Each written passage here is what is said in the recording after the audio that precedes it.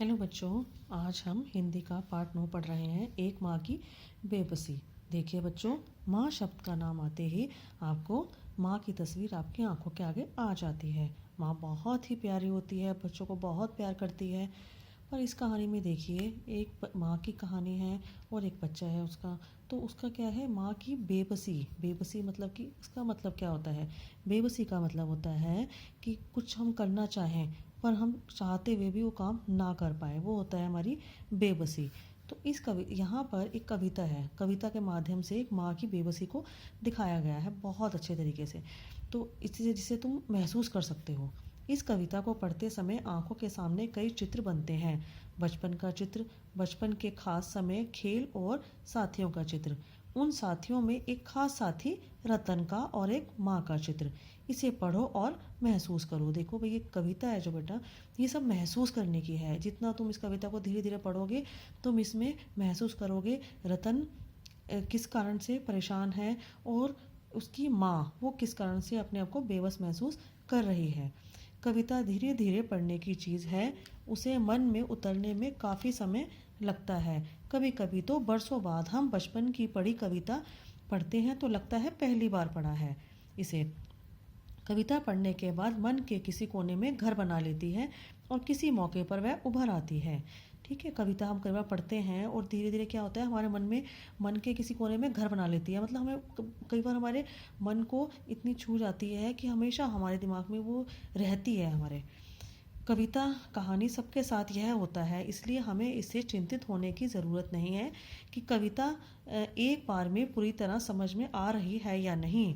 अगर उससे सिर्फ एक चित्र ही उभरता है तो भी कविता कामयाब है। ठीक है, अगर एक चित्र उभरता है हमें एक समझ के कि कविता को या कहानी को पढ़ के किसी को हमें उसके बारे में थोड़ा थोड़ा समझ आ आता है कि इसमें ये है, इसमें ये पात्र हैं, ये हो रहा है, ये भावनाएं हैं, तब भी वो एक कामयाब कविता या कहानी होती है। अब देखिए, ये जो कहानी है इसमें आपने पढ़ा है रतन और उसकी माँ।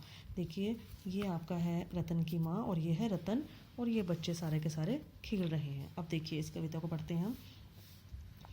ना जाने किस अदृश्य पड़ोस से निकल कर आता था वह, खेलने हमारे साथ। रतन जो बोल नहीं पा सकता था, खेलता था हमारे साथ एक टूटे खिलौने की तरह। देखने में हम बच्चों की ही तरह था वह भी एक बच्चा, लेकिन हम बच्चों के लिए अजूबा था क्योंकि हमसे भिन्न था।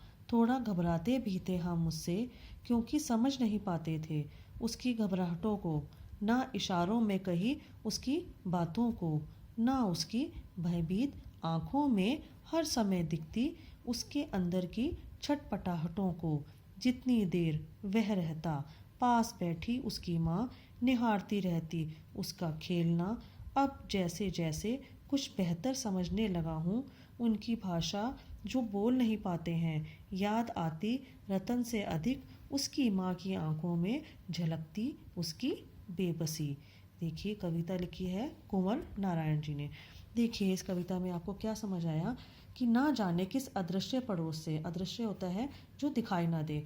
अब उनके बच्चे जो सब खेल रहे हैं वो क्या होता है, जब वो खेल रहे होते हैं तो उन्हें वैसे तो सबको पता होता है हमारे पड़ोस में कौन रहता है कौन नहीं रहता, परंतु उसमें क्या है, उनको नहीं पता कि उनके पड़ोस में अदृश्य ऐसे पता नहीं कहाँ से एक बच्चा आता है उनके खेलने के साथ जो बोल नहीं सकता था। उसका नाम था रतन और वो उनके साथ खेलता था एक टूटे खिलौने की तरह। आपको पता है एक टूटा खिलौना जो होता है वो क्या होता है, उसे देखकर बच्चे भी उसे खेलना पसंद नहीं करते, है ना। तो क्या होता है, ऐसा लगता है जिस टूटा खिलौना उदास है।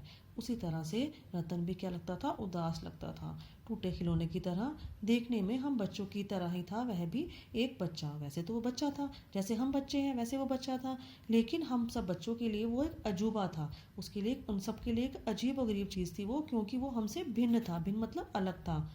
थोड़ा घबराते भी थे हम उससे क्योंकि समझ नहीं पाते थे उसकी घबराहटों को।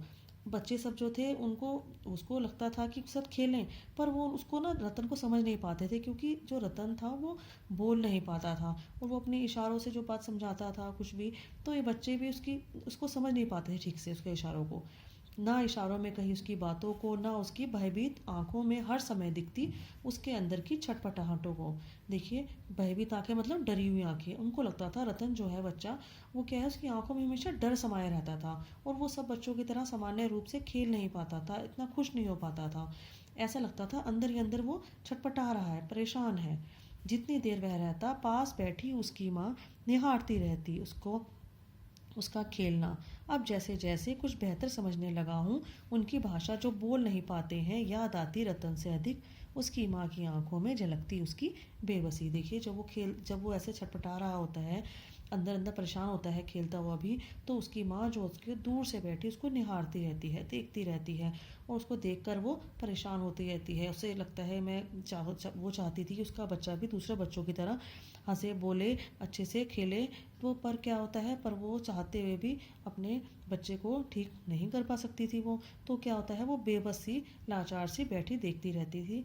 तो क्या है, उसके बाद क्या है, ये जो कहानी, ये जो कविता आपकी लिखी है आपकी, तो उस कवि ने कहा है कि अब मैं कुछ बेहतर समझने लगा हूँ, जैसे जैसे मैं बड़ा हो गया हूँ, मैं बेहतर मतलब अच्छी तरह से समझने लगा हूँ उन लोगों की भाषा जो बोल नहीं पाते हैं।